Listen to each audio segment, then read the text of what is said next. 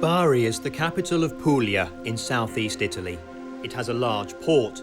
It was important during the Second World War, until everything was turned upside down.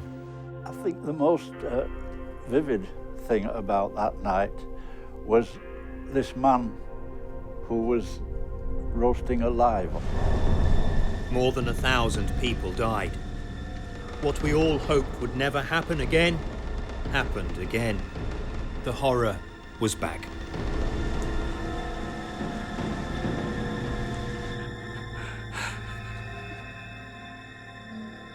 At that point, all I kept saying to myself, if hell is like this, then this is hell.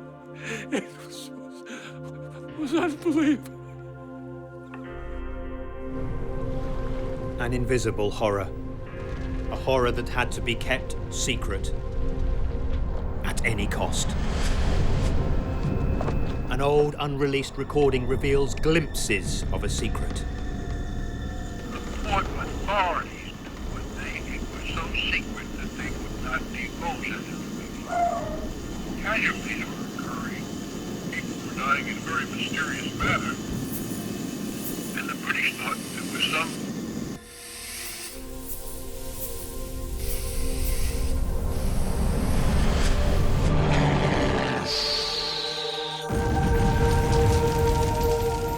The worst US naval disaster after Pearl Harbor took place in Italy. Few know anything about it. Why is that?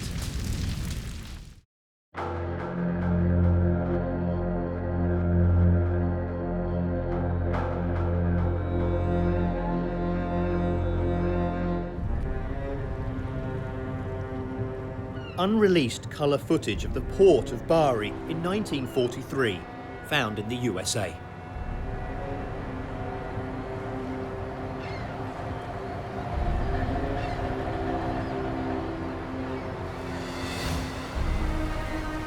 Soldiers and nurses of the American Medical Corps are disembarking on the jetty. The smiling faces of young women from far away. Soon, the Allied Medical Corps, to be precise, doctors and nurses from Britain and New Zealand, will face, without knowing it, the worst chemical disaster of the Second World War.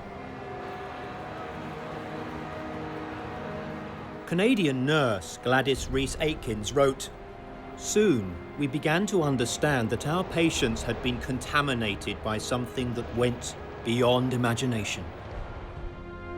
The port of Bari has enormous strategic importance. From its docks, thousands of tons of weapons and materials flow to Foggia. This is Foggia. By the end of the summer, the Allies are established there, having bombed it heavily, especially the airport. As you can see from the footage, the city is teeming with soldiers. These two photographs document a before and after. Above, the state in which the airport was abandoned by the Germans. Below, after it was rebuilt. The Foggia base finally allows bombers to take off much closer to the border of the Reich, and also strike it from the south, as shown in this footage of an air raid on Austria.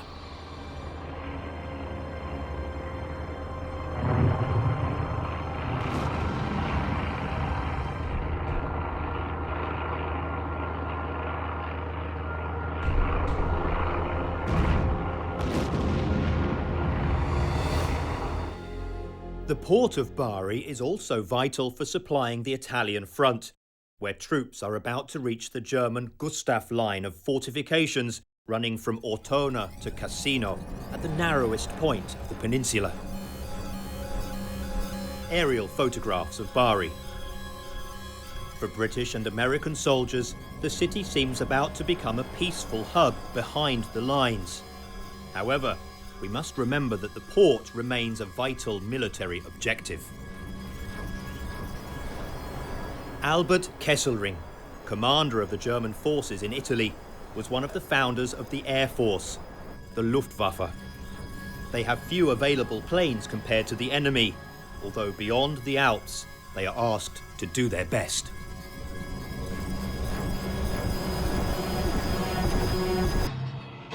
The snows of Obersalzberg sparkle in the sunlight, and Eva Braun enjoys the day on the terrace of the Berghof residence. Hitler examines an aerial photograph. In the log of the HQ, it is written that on the evening of October 3rd, he said about Italy, "Attack the ships. That is the key thing. It is very clear." North Africa. The harbour of the city of Oran, Algeria, shot in colour at the time, filled with British and American ships. From the USA came the SS John Harvey, a Liberty car ship. Its holds are filled with bombs, including a special kind of bomb, the M47. It is not a traditional weapon. It has to be handled with care to prevent the internal pressure rising. There is a special unit on board to handle such a delicate load. What is it? The John Harvey goes to sea. Here is one of the most secret documents of this story, the cargo manifest of the John Harvey. It shows that on board are more than 1,000 tons of bombs containing a banned substance. It is a chemical weapon, poison gas. The HS code indicates that it is deadly mustard gas. Anyone coming into contact with it risks an agonizing death. The M47 bombs on board the John Harvey cross the Mediterranean. Its final destination is Italy, more precisely, Bari.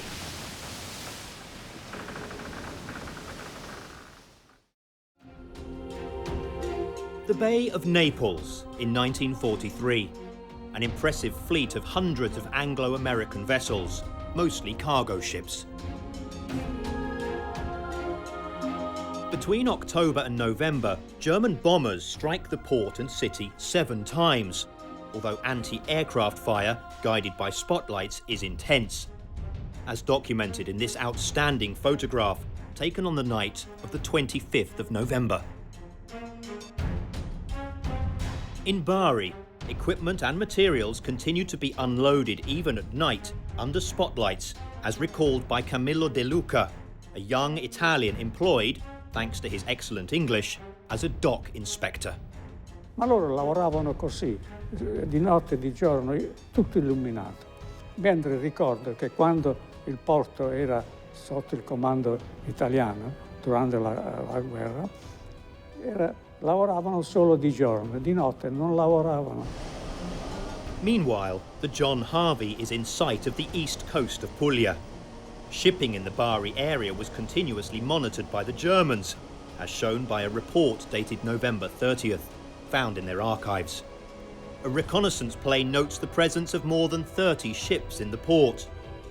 Furthermore, intercepted enemy messages kept in London reveal that a German spy operating in North Africa had already reported that a large convoy carrying weapons had left Oran for Italy.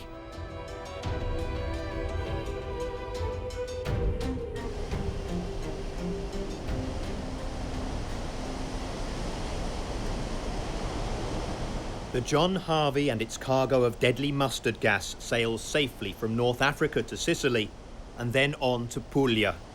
At the end of the month, it arrives in Bari.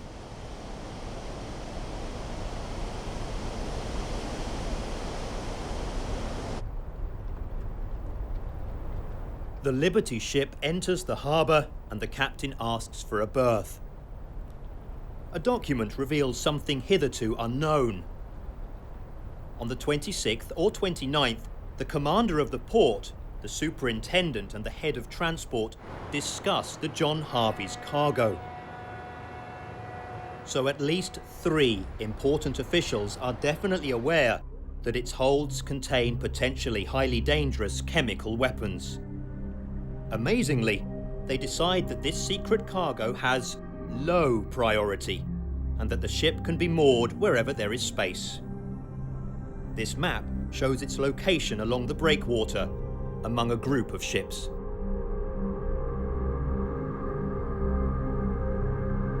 The photo you're about to see was taken, according to the photographer, on December the 1st, little more than 24 hours before the disaster. The following day, the 2nd of December, a calm sunrise illuminates the harbour. On board torpedo boat 243 is a young English sailor, Peter Bickmore.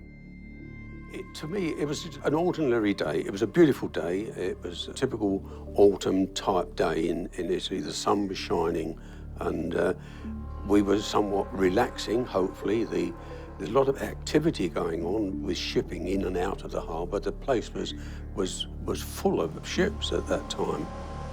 Someone else wanted to come and have a look. The Luftwaffe. A Messerschmitt Me-410 makes another reconnaissance flight. There was a German reconnaissance plane that flew over. Which turned out to be a reconnaissance plane. We didn't know at the time that it was a German one. And you could hear the British Bofor guns firing at it, but never hit it.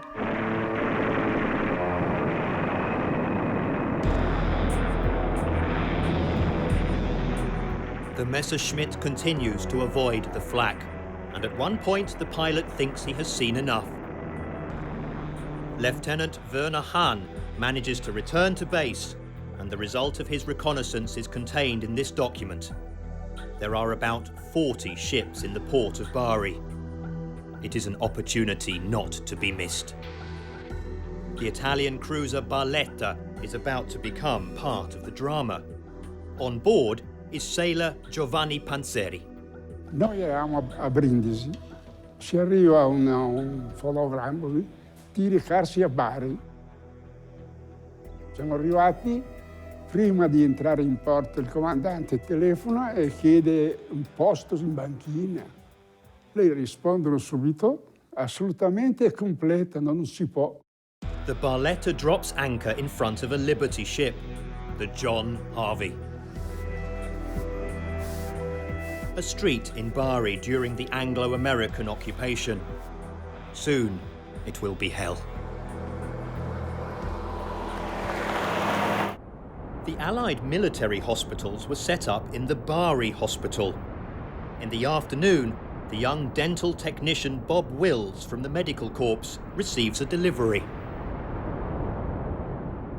It was about 3 o'clock in the afternoon when the Sergeant Major poked his head in the laboratory and said, right, you and you, there were 3 of us there.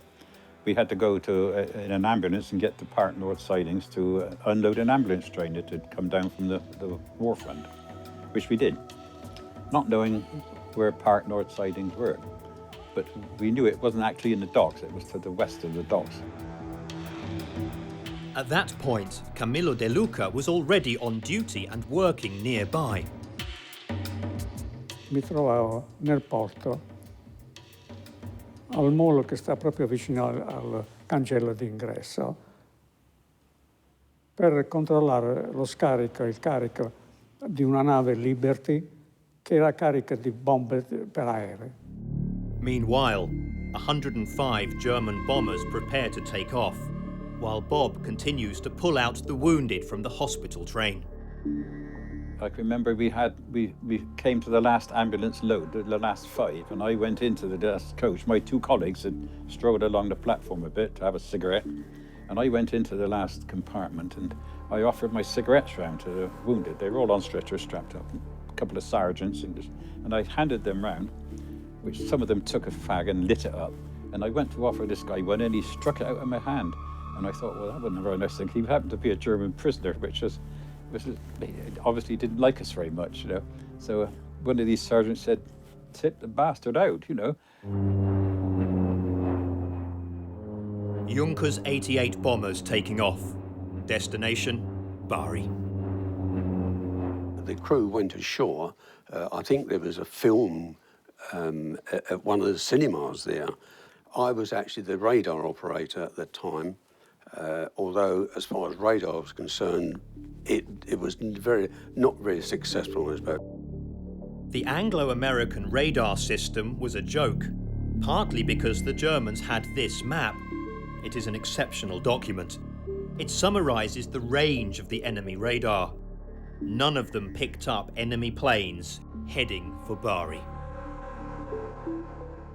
La nave aveva già scaricato metà del carico che stava distribuito sul molo.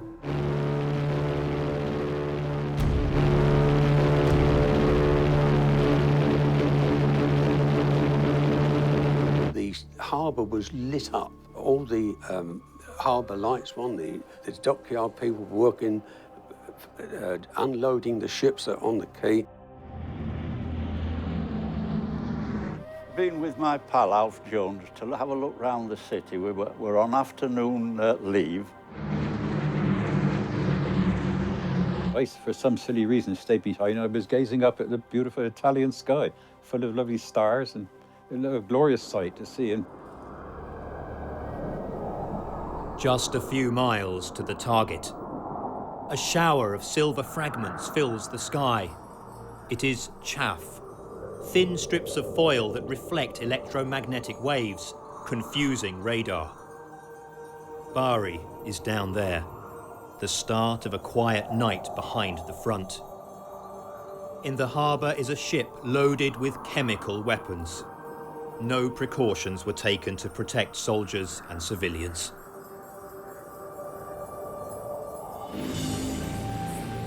Target in sight. Two bombers break formation and veer straight towards the harbour.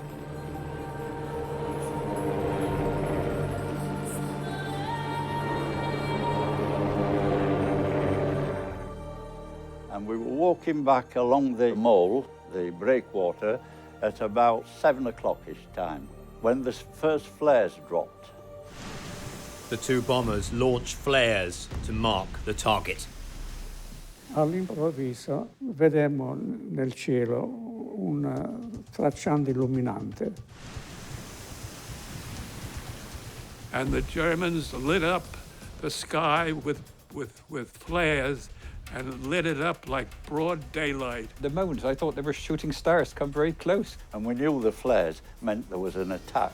So the aeroplane noises started, because I never heard any planes at all. The other bombers had flown over Bari, but now they turned back from the south to a highly visible target. The targets were so easily identifiable, inasmuch there was, I think, about 19 ships. Where the loading dock was, where those idiots had the bright lights on. Immediately, the planes came over and bombed the line of shipping. It was like, come on, you damn heinies, bomb us. E le 2 ore che eravamo lì.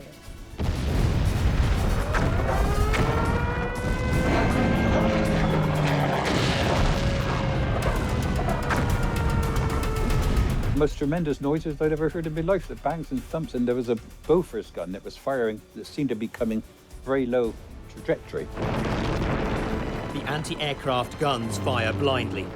Later they discovered that only 2 enemy aircraft were shot down. A ridiculous percentage. Sentivamo di sparare le contraeree inglesi. Se vedevi nel porto di Bari le contraeree inglesi che c'erano, era uno spettacolo. While the attack is ongoing, someone took this amazing photograph. With the harbour lights finally turned off, the spotlights were looking for enemy planes, creating dramatic lighting effects with the anti-aircraft guns and flares. In the background, you can glimpse the city skyline. How did it feel to be in the middle of this hell? Fear. This is one of the things that we live with all the time. Waves of bombers take turns at low altitude, hitting consistently illuminated targets. The endless bombing is concentrated on ships and the quay, but anyone in the port area is in serious danger. The American smoke lorries had started blasting off smoke. It covered me completely, and I couldn't see more than a yard round me anywhere, and I could just see the coach I was leaning against. The shrapnel started coming down, smacking on where I was stood, and I thought, well, this could be dangerous.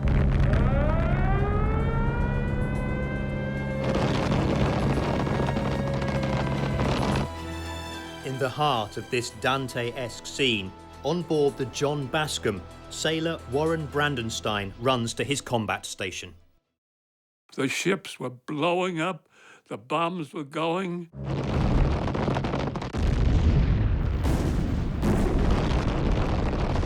Camillo De Luca found himself in serious danger. Dato che mi trovavo vicino a bombe di aerei sparse e una nave per metà piena ancora di bombe di aerei, me ne scappai. By now, everything is burning as the bombs continue to rain down. For the Barletta, it is the moment of truth. Panzeri is on top of a tower. Una bomba venne giù proprio da... Io ero di posto di guardia sopra. La bomba ha preso di sfida, è venuto giù come sparata così. Lì le scoppiata, ma l'è scoppiata dentro. Quel momento lì non ho saputo spiegarmi come. Sono trovato in mare. The John Bascom was hit 3 times. 3 times. Was just bombed and it split in half. I was the last one on the gun deck until they came and got me. Ridiculously enough, the reason I was the last one there was because I was looking for my wristwatch. Some bombs fall on old Bari. E mio nonno non voleva entrare neanche nei ricoveri. Mio nonno era un uomo anziano, bello. Diceva, se noi andiamo nei ricoveri, viene una bomba sul palazzo, facciamo la morte dei topi, stiamo in casa. Ci mettevamo dietro al muro, eravamo quasi 15-20 persone, chi pregava da una parte, chi pregava dall'altra. At that point, Panzeri is still in the sea, shrapnel raining down and people screaming desperately everywhere. Ogni tanto sentivo aiuto, gridavo, e c'era un po' di maretta, no? E quando parlavo così, bevevo. Allora sono girato. All'altro che sono girato così, sento una botta qua, mi manda giù. E vengo su e fa, cosa c'è qua? Poi tocco, vedi, sento che c'era caldo, c'era il sangue. The raid, as far as I can remember, didn't last very long. Probably a quarter of an hour, but by that time it was almost over, the raid. It only lasted, in my opinion, about 20 minutes. We finally got me up on the boat deck toward the other end of the ship where one lifeboat was tied next to us. The wounded had to be treated immediately. And my officer, K.V. Soul, he was standing at the head of that boat, which was now filled with a lot of personnel that had been wounded. And when I approached, I told Kay, I could swim. I'm a good swimmer. He said, Brandy, you don't see your body or your face. You're bleeding. You're injured. You cannot go into the water. Get into that lifeboat. That's an order. Everything was disorganized after the bombs had dropped. There was no communication with anybody. All the aerials had disappeared and everything. We got a message from the commander-in-chief of to go and rescue the survivors. So it was only a short distance from the ship to the jetty. And we all unloaded ourselves with help onto the jetty. Brandenstein and his companions seek safety on this jetty, but it's a trap. Everything is burning. There is no escape. If we had stayed on that jetty, and if the wind had prevailed, going toward we would have had to jump over into the sea on the other side or burn to death. Even the oil-covered waters of the harbour are on fire. For a long time they survive on the jetty, but their fate is unknown until... When my signalman, Bob Kelly, located a very light for signaling, he signaled to the shore from the end of that jetty, and they started to send out launches to pick us off and take us into the mainland. George Southern was unconscious after the explosion, but then came round. recovered after I'd been knocked unconscious. I don't know who it was. Somebody said, we're going rescuing. So I went with them. In order to pick the survivors up out of the water was a very difficult task, you know. And because as we got them on board, they were covered in fuel oil, you know, because as the ships were sinking, so the fuel oil was on the top of the water, and they were coming out very oily and greasy.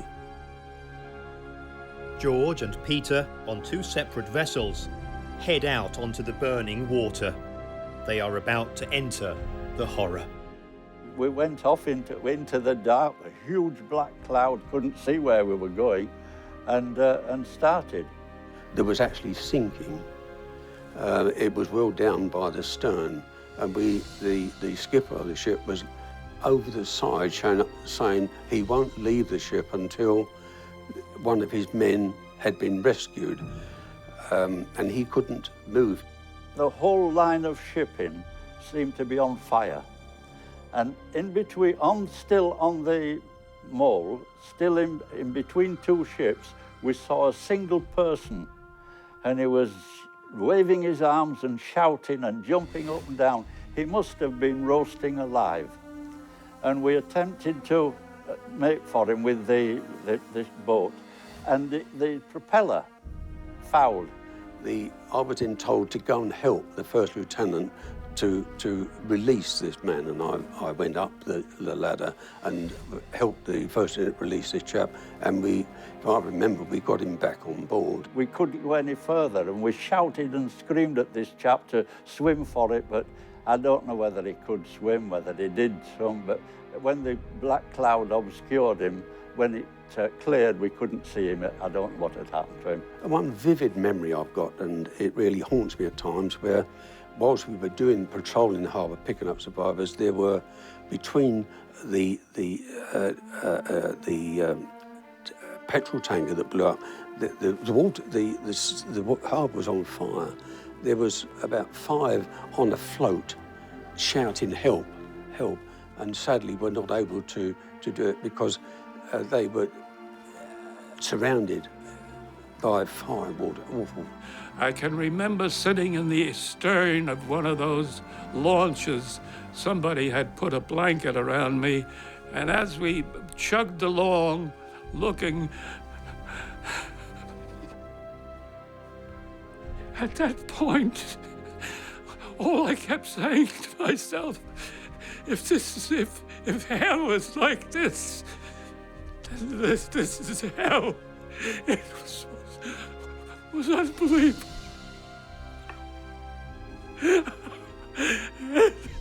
And wrong.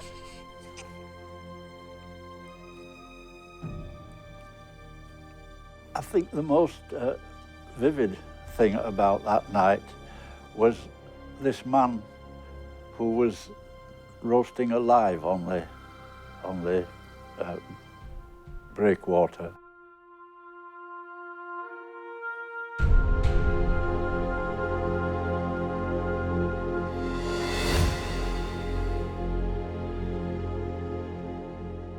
I'm all right.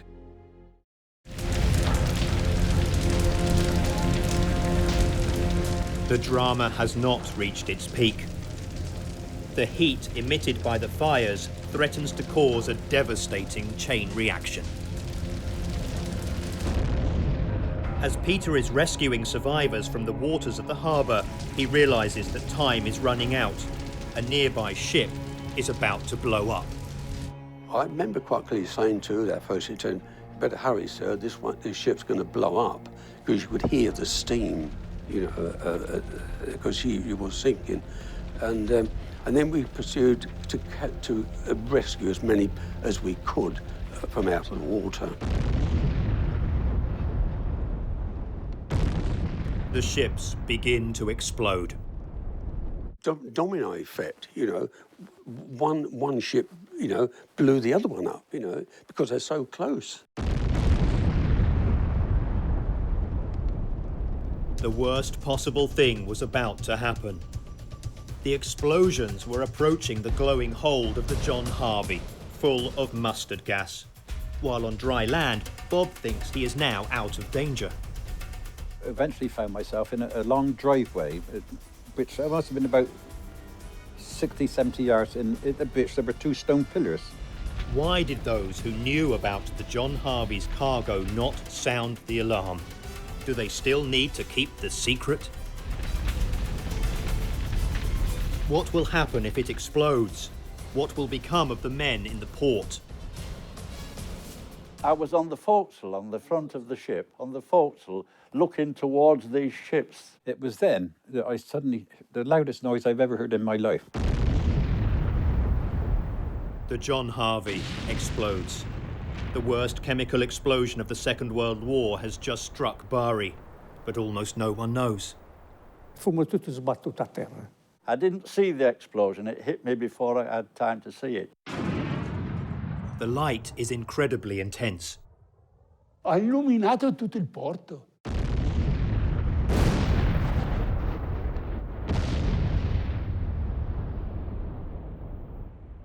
And I just felt as if the whole of my inside was on fire from top to bottom. And that Harvey blew up. There was nothing found of it. The whole crew, everybody was done. It lifted the gallons, millions of gallons of water up, which came down in a torrent. And I was thrown about 40 feet. And I finished up underneath the bridge wing. Bob, who was now far from the quay, had a surreal experience. And I found myself running up a slope, which didn't seem to worry me at all. And I had a lovely warm sensation. And I smiled to myself and I realized that I was running up a slope. And that is the last thing I can remember. La bomba lì che è scoppiato lì, che ha fatto quella luce lì, ma mi ha permesso di orientarmi. What effect would the gas generated by the explosion have? Everybody who was in the harbour was having to breathe that in and out.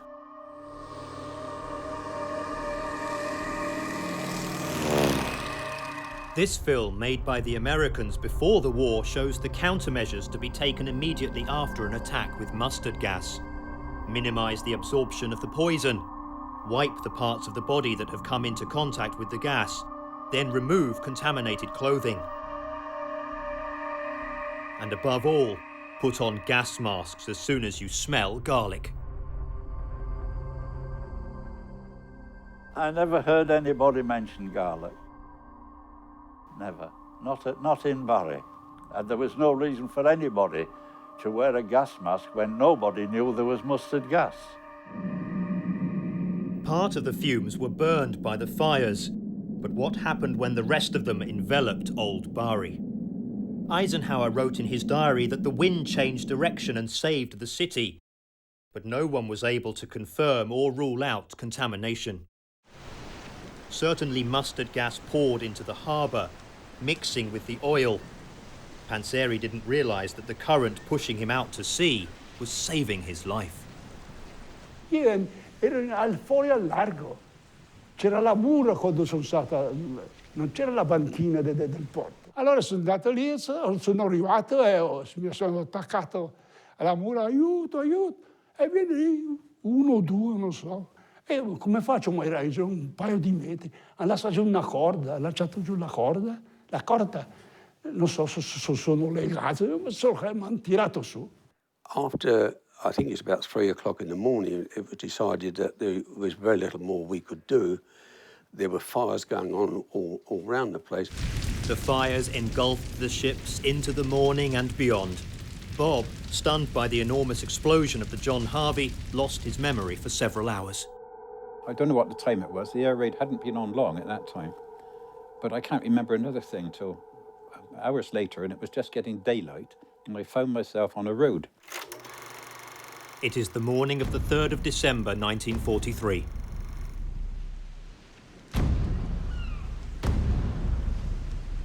Cameramen took the footage you see here.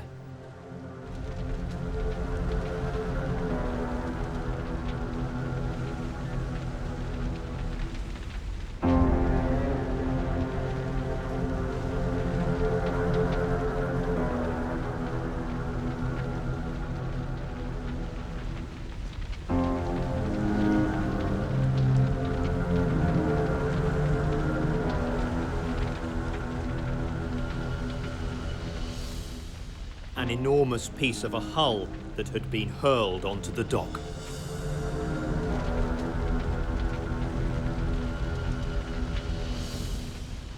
For the American Marines, it was the worst naval disaster of the Mediterranean, second only to the Pearl Harbor tragedy. 18 ships were destroyed and over 1,000 dead.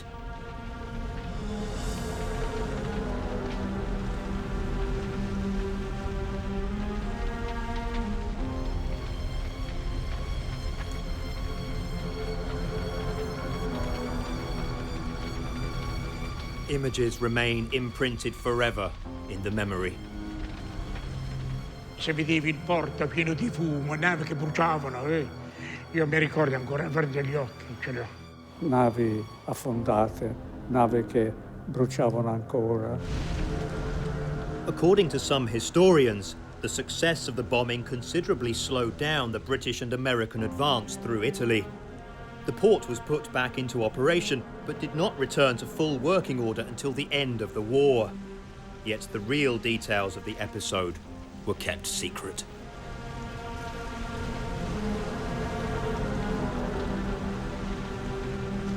While these scenes were being shot, in a harbour master's office, a meeting was being held that has remained top secret until this day.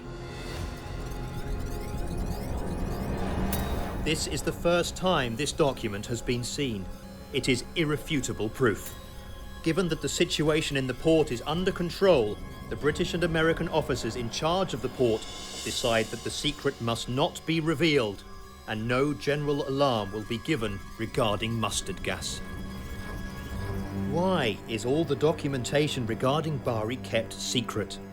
Something threatens to upset the balance of the war. Everything must remain secret. The most important military operation of World War II is at stake.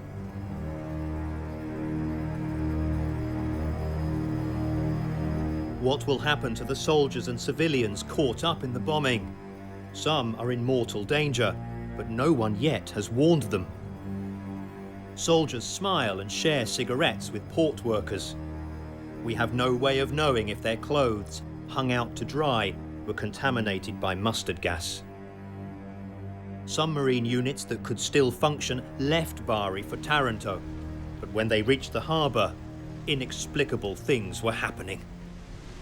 When they got to Taranto, they were having so much trouble, with the bridge staff particularly, they're having so much trouble with the seeing that they had to signal ashore for pilots to come out from Taranto to take them into the harbour.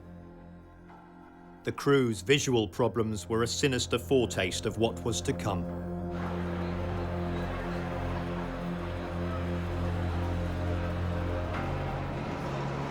From the promenade, you could see a column of thick black smoke rising beyond St. Nicholas Cathedral, thankfully clearly heading for the open sea. Those coming from Bari were not allowed to approach the harbour. Nevertheless, Camillo De Luca went on duty, even on that December the 3rd. Con noi non parlavano, cercavano di non farci avvicinare ai cadaveri per le cose le vedevamo lo stesso. The cameramen document the recovery of bodies torn apart by the explosions. Bodies and human remains floating in a mixture of salt water, oil, and possibly mustard gas.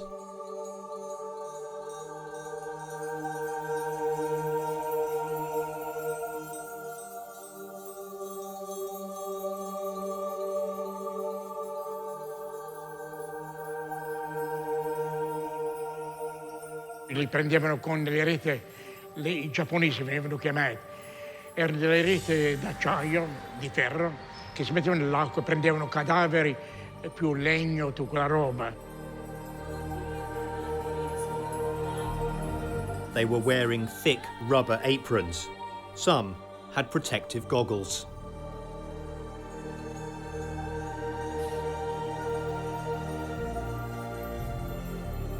For days, the current continued to push bodies towards the harbour. stavamo facendo un lavoro e mio nonno vide un cadavere che venne senza gambe, senza braccia, senza testa. Allora mio nonno disse: Nino, quell'anima innocente, prendiamolo. Con 2 corde noi lo prendiamo, lo mettiamo sulla banchina. Poi andai al varco, chiamai il policeman. Dico: policeman, come on. Venne lui in altri 3-4 policeman, vide questo cadavere, si mise dei guanti, ci accese la sigaretta, prese questo cadavere e lo buttarono sul un ribaldabile.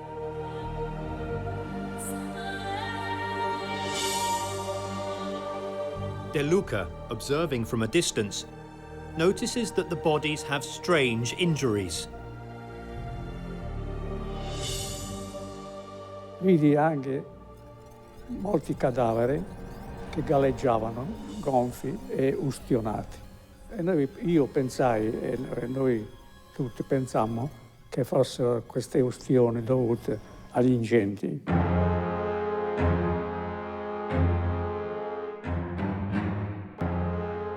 At the 98th British General Hospital, Bob Wills, without knowing how, finds himself in the cellars, part of a team with a difficult task. The cellar, which was a long cellar, about 75 yards long, I suppose, it had an earthen floor and it was only 8 feet wide and the walls were rough and it was below ground. And all the dead were taken down this flight of steps from the wards and laid end to end along this long corridor. For some reason or other, I found myself engaged in buried, boxing up the dead. At the end of this corridor, there was a dead-end wall, but before you got to this wall, there was a room on your right-hand side and 2 small rooms, and the work was done in there. There were 4 or 5 of us chaps, or 6, I think it was. We would carry a stretcher in with the body on, and a wooden coffin would come in with it, but the wooden coffins were made by an Italian, a Bari carpenter, who was very short of materials in any case, so all he could do was knock the wood he could get together into the boxes, and they had gaps in them. They weren't proper coffins as we know them now, they were just boxes. And we had to take off identity discs from the dead, and rings, watches, books, go through their pockets if they had any pockets left, and take out letters and things. All put into a big envelope, and another envelope with who he was put on top of the coffin. We all had these pump-up paraffin tilly lamps. It gave a hissing noise, and we all had one of these, and we worked in, because it was completely dark down there. The damp clothing on the corpses was probably contaminated, but Bob touches it, unaware of the danger. An unknown quantity of mustard gas is dissolved in the water of the harbour, but there are also a lot of bombs of the gas lying on the bottom. The only signs are general ones banning smoking, for example. The joy of the survivors suggests that few are aware of the chemical emergency. Peter Bickmore, who got wet pulling survivors out of the water, begins to experience strange symptoms. About 7 hours later, after the raid, within 7 hours, these blisters were coming up on my arms. They were blisters, big, huge blisters that appeared on them in various parts of their body, especially those that had been in the water, that had jumped into the harbour. I was taken to a hospital with severe burns on my arms. Here is a vesicular lesion on a sailor's abdomen. The doctors guess it may be compatible with contamination symptoms and ask for telephone confirmation of a rumour, perhaps spread after the command of the Vienna was informed of the gas. The answer is categorical. There are no chemical weapons in the port. Who took responsibility for lying? To have any hope of recovery, anti-contamination therapy had to be immediately applied. Will help the soldiers remove their contaminated uniforms. Extreme precaution is necessary, since this type of gas can be transmitted by contact. Mustard gas easily seeps through ordinary clothing, and wherever it has penetrated, the clothing should be removed as quickly as possible. From documents, we find that some of the contaminated are not stripped, but covered, thus increasing gas absorption, while their eyes are not properly treated. Medical staff have no idea what they are dealing with. On the 5th of December, the military doctor in Abreu writes to the commander of the hospital that the injured are suffering from strange skin lesions, undiagnosable dermatitis, and serious eye disorders. Some patients suddenly deteriorate and die. He therefore asks that an expert be sent urgently. 3 long days, marked by new deaths, pass before there is an answer.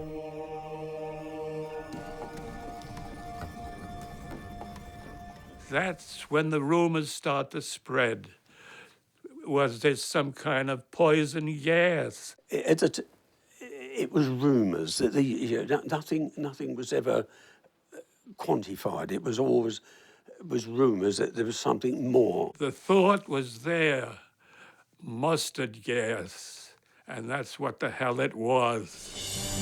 In this surprising letter of the 8th of December, the hospital command announced that an expert had been sent from Algiers and, incredibly, finally mentions mustard gas, as if everyone already knew. A plane brings Lieutenant Colonel Alexander Stewart to Italy. He is not just any doctor. What has he been told of what he will find in Bari? Why was he, in particular, sent?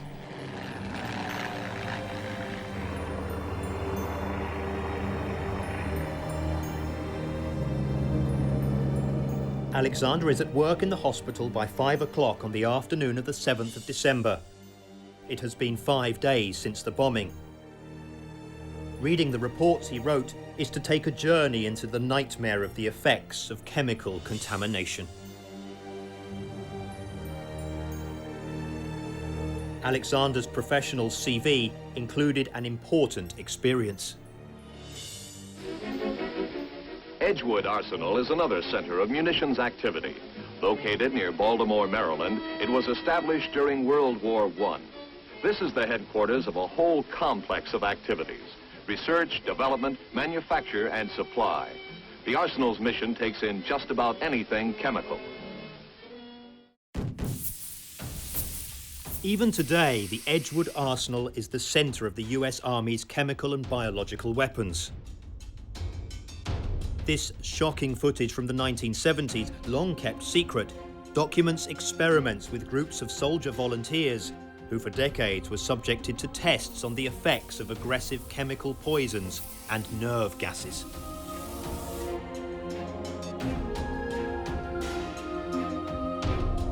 Stuart Alexander had worked here and was an expert in contamination from mustard gas. Indeed, he was perhaps the greatest American expert on the subject. But had he been officially informed that a ship carrying mustard gas exploded in Bari? This is totally new information for me because Nicholas Spark is a research historian who contacted Alexander in 1988. You can hear the voice of the doctor, now an elderly man, in this unreleased recording of their phone call. In an email, Spark reveals a phrase that the doctor told him off the record. Words that shed an even more disturbing light on the disaster in Bari. Alexander says he was not explicitly informed of the presence of mustard gas in the waters of the harbour. They never let him in on the secret. So he had to deal with the intransigence of both the British and the Americans. but there was full cooperation as far as Let's look again at the document dated 8th of December and signed by the head of the medical services. It says exactly the opposite. Alexander was chosen because he was an expert in mustard gas. Furthermore, he was informed about everything. Reading this summary, written in the middle of a medical emergency, it seems that it was managed quickly and efficiently. But closer examination reveals strange details. First, the date of the 8th. It is added in pen. At the bottom is written, with the same pen, that other deaths occurred between the night of the 7th and the 8th, the same date on which the document was drawn up. Finally, it mentions a phone call received by the hospital in which they were immediately informed of contamination. Who called? Who received this communication? So the top brass picked Alexander because he was an expert in mustard gas, but as far as he remembers, without officially revealing the presence of the chemical agent. It is up to him to find out, but he must do so quickly because more and more people are dying. Alexander interviews the injured and fills in these sheets describing their terrible injuries. Blisters, dermatitis, breathing difficulties, blurred vision, vomiting, irritability, weakness, and very acute pain due to elephantiasis of the genitals. All symptoms of contamination. For some, it is too late. Meanwhile, there are now 250 victims of the bombing among the population of Bari. We do not know if it is related to the gas. The Italian command hears rumours but remains sceptical, although doctors and officials have strong suspicions. An Italian Navy document reports that injured Italian soldiers have been admitted to hospital in Balilla as well, but neither then nor later did the Allies ever say anything about possible chemical contamination. Panzeri has minor injuries. In the ward, he meets another survivor of Barletta, who is in an inexplicable condition. Non potevo toccarlo, aiutarlo, non potevo, perché era tutto infezione, è diventato blu, tutto il corpo. Allora lo prendevo per la testa, per il cabello, lo alzavo un po', lo tiravo su, mi diceva ti alzi su un po'. Passare l'infermiere, passare il dottore. Dottore, qua c'è... Sì, vengo. No, insomma, sempre così. The staff at the hospital, they didn't know what to treat the people for. I mean, they I suppose, thought that the burns, that the blisters were caused by the fuel oil that was on the water. American medical personnel at the hospital.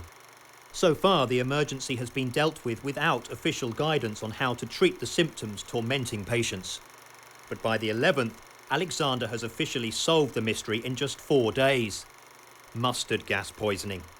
9 long days since the date of the bombing. Impossible to establish if, for all those still alive, the anti-mustard treatment only began now. But in the meantime, everything was getting fuzzy. For 2 weeks I was blind.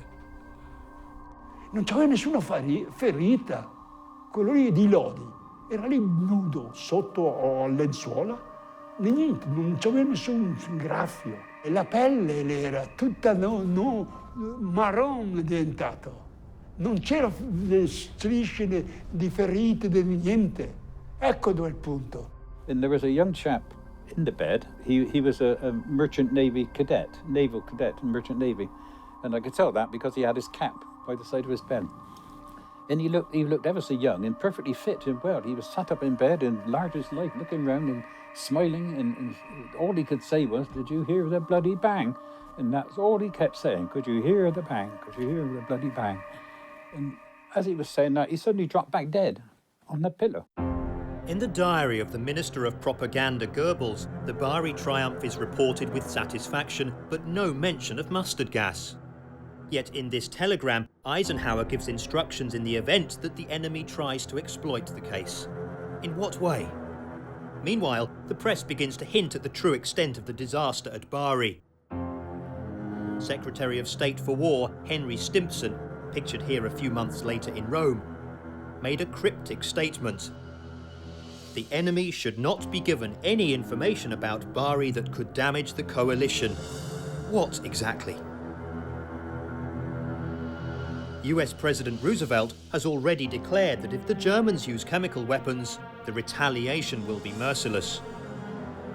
The British Prime Minister Winston Churchill had said much the same on May the 10th, 1942.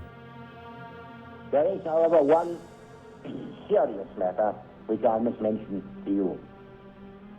We are ourselves firmly resolved not to use this odious weapon unless it is used first by the Germans. The key to the mystery of Bari is there in 3 simple words: right of retaliation. There is a fundamental aspect never before fully understood. The UK, when signing the protocol banning the use of gas, had attached a condition. The ban no longer counts if someone uses the gas first against the British Army. According to the reciprocity clause, this also applies to the other signatories, including Germany. If he has proof his enemies have used mustard gas, Hitler could use it in retaliation. In fact, the protocol prohibits the use, not the production, of chemical and biological weapons, which is permissible in retaliation. If the Anglophone press writes that the Nazis could use the gas, Berlin retorts that Roosevelt is looking for an excuse to use banned weapons, justifying retaliation. What are the Allies afraid of? In 6 months, they expect to land in Normandy, the turning point of the war in Europe. One of the commanders of the operation, General Bradley, wrote that he heaved a sigh of relief when he realized that the Germans would not use poison gas to repel the landing. The presence of gas in Bari must not be allowed to give the Germans an excuse. Alexander's investigation removed any doubt about the origin of the strange deaths. Contamination from mustard gas carried by the American ship John Harvey. But orders remain the same. Keep it secret. In this British hospital, they came with big tar paper bags. They took all our clothing. They took all of our clothing, shoved them in this bag. There was no mention of mustard gas, but we were at one stage called on parade and told not to mention anything about what was happening, what that meant. We were sworn to secrecy, that's what it meant, about the whole event. Why are you taking our clothes? What seems to be the problem? They knew the mustard was there. They knew, but they were sealed. We were told then not to repeat anything or to talk about what we'd seen and what was happening. That was it. There's no question about that. However, General Eisenhower decides to proceed according to the rules. He appoints a commission of inquiry to ascertain the facts.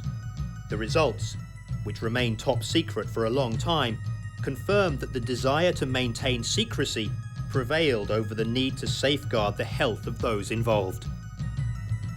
The report concludes with an ambiguous phrase: part of the events remains obscure. Meanwhile, a document gives instructions on how to write a diagnosis without revealing the presence of mustard gas.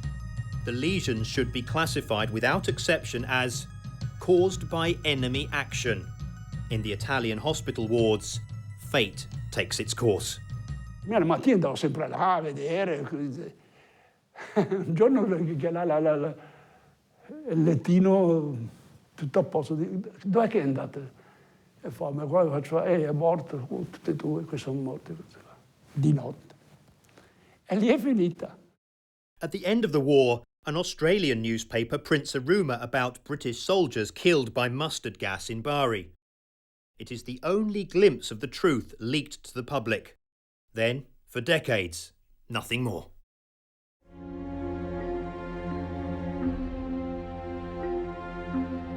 Impressive scans of wrecks sunk by the German raid made by the Italian naval ship, the Maniaghi.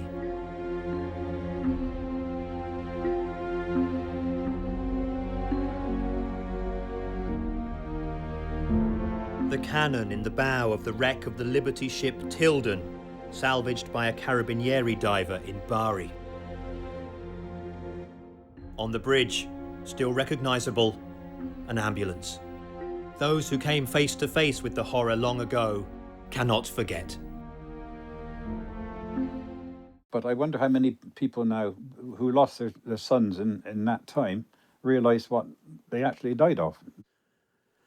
I wondered how many lives could have been saved if it had been announced that it was mustard gas. I don't know. A painful past that sometimes comes back to mind with the face of a young woman. And then, strangely enough, what appeared on one of the stretchers was a young girl, a naval wren, British naval wren. It must have been working in the harbour. I mean, we were most surprised to see a girl there. She didn't seem very old, in her young 20s, I suppose, early 20. And we were most surprised to see him. We just looked at her and went, some of the guys, the 6 guys who were there, they could be pretty rough army chaps, but they all treated these dead with the utmost respect. It was, it was obvious there. It was touching to see. Anyhow, what I did, which I shouldn't have done, I nipped up the stairs quick, and to the first ward I could see was at the top of the stairs, and I knew where the linen cupboard was, so I whipped a white sheet, and we took it down, and we wrapped this girl in this. It was the only one that had been wrapped in a sheet. And we thought it was the right thing to do, seeing she was a girl, But there were no injuries on her at all. And she was just killed by blast because she had this purple face, purple lips, and purple everywhere. But no injuries at all. But she was killed by blast, which is a sad thing to see, really, for a young girl. Oh, yeah, I remember those nightmares. The effect still remains with me to now, to this day. Most mornings I think about it, which is rather strange. Pensando bene, mi sembra di essere là, in mare mi sembra. Ancora.